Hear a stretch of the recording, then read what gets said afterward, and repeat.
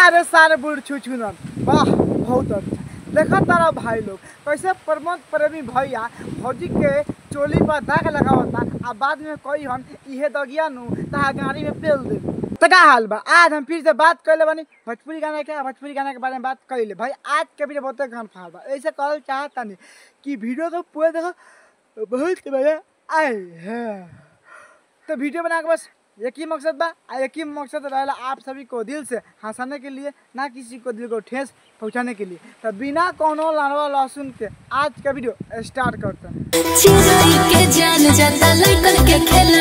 बात करता चिड़ै के जान जाए लड़का के खिलावना तहार कहे का मतलब का बा कि तू परमेत मतलब भैया जी के तू माना करता तो भैया जी पटा के चटे लागता। देखा भैया ऐसा कोनो बात ना, अगर प्यार से कहबो कि हाँ ये बताते ये यार ये लाओ लहसुन हमरा के मत लो हम ना दे तो कोनो मान जाई, कोनो जबरदस्ती ना पेली। हमारा उपाय कुछ बताओ ना। अरे तहार बहिन तो वाह बहुत अच्छा कि रोज के उपाय हमरा कोनो बताओ ना। ए भौजी क्या चाहता हो कि प्रमोद प्रेमिया कोनो उपाय बता के तारा के चाट ले? ना ना ना, प्रमोद प्रेमिया बहुत अच्छा इंसान बा, काहे के स्टेज पे बनू खाली पकड़ के दूध पिए के चाहेला। अरे उपाय हमरा लगे बा चुप रह। पता नहीं कि हम उपाय प्रमोद प्रेमी भैया से पूछ, उनका पता बा। सुन तारा ये खुद कहता हमर ना पूछ, अरे साथ झाड़ छिल के मुरछिला बना दूँ का समझ रहा हमरा के हम बकचोद लड़का बनी। हमरा पता नहीं कि हमरो पता बा कि तू भौजी के लेवे खातिर का करे लो। तार बहन चलो भौजी पेलवाए के मन ना उड़े के चाहता रो, मतलब मानता नहीं कि चिड़ै के जान जाए लड़का के खिलावना, लेकिन हम तो कहल चाहता नहीं हमरा पेले के मन बा आ तारा पेलवाए के मन नहीं के। तब बोलो का करी, हम मुठ में गिरा दी कि बाद में कहबू हाँ कहे गिरल आके पेली लेता, तो गलत बात न बा। अब तू सोच सकता कि हम कहे के का चाहता नहीं। अच्छा रोग के हमारा उपाय कौनो बताओ ना। देखा भौजी एगो उपाय बा, लहंगा उठा के आ झाँ छिल के सबके देखा था सब सही हो जाए। तारा बहनी के प्रणाम कर। सुन तारा कैसन बात कहती है यार कि ये रोग के हमारा उपाय बताओ ना। अरे प्रमोद प्रेमी ना हम बड़का वो बताइए, अगर लेवल चाहता हो तो आओ घाड़ी में मनसोख आ तोर बहन चलो। ताहा कहे के मतलब का भैया, ताहा कहे के मतलब का बा तू सब से बताओ। सुन तारा कैसे कहता इहा मनसोख। अरे बुढ़ छुछुनर आगे बोल। भैया ये चिखैले नहीं खिन ई ना अपना यार से मिसवा के आ फुलैले बारी। तारा बहनी के प्रणाम कर।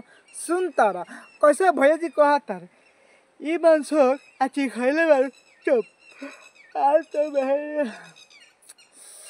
एक बात बताओ भैया, अगर भौजी के पेले के ऑफर मिली तो पेले बा का कहता रहा कि गर्मी के प्रकोप लागल बा आ तोर बहन चलो। सुन तारा भाई लोग कैसे भैया भौसी वाला कहता कि गर्मी के तारा बहनी के पटा के पहले में तो ना कि हगबा कम आ मुतबा ज्यादा। सारे बुढ़ छुछुनर भाग यहाँ से। अरे सरो झांटी में का ढील वाह बहुत अच्छा कि ओढ़नी से तो परे छौड़ी। काहे भैया भौजी के देखावे के मन बा तोपत काहे पारा तागा खजुआता कहता हूँ कूद के पेल दी सारता नहीं। सुनता ओढ़नी से तोप छौड़ी। अच्छा भैया मैं साफ साफ बताओ ओढ़नी से तोपल चाहता भौजी के दूध की कुछ अलग बात बा। आगे बार तारा बहनी के लहंगा उठाओ वाह बहुत अच्छा कि चोलिया में चोप लागल बा। अब देखो भाई लोग आम के सीजन बा तो कब ना खत्म हो गए। अब ये सार के कहे का मतलब भौजी के चोली में चोप लागल बा। ए तार बहन चे तो का चाहता है तू सुबह सुबह कूद के पेल दी तारा के तो हगे लगबा सार बुढ़ छुछुनर। का मतलब भौजी के चोली में चोप लागे चाहे माल लागे का मतलब भौजी के पटा खाली पेले के बाद तो पेला ला पे ताकता मुत के हटा दो चोपवा। सार बुढ़ छुछुनर ओढ़नी से तो कभी गमछा से कभी लंड से कभी झाड़ से तो छौरी अरे भैया जान तानी के मन में भौजी के छुए के विचार बा ओइसे भौजी के बाबा तो जवन पकड़े के कोशिश करता रहा हमरा के सिखेबा हम सब जानता नहीं तो कहे के मतलब का बा। देखा भाई लोग सिंपल जगह भौजी के चोली में नहा लो कुछ भी निकला बस खाली भैया के छुए के मन बा ओइसे भैया ने भौजी के जवन छू के आ पेरल चाहता।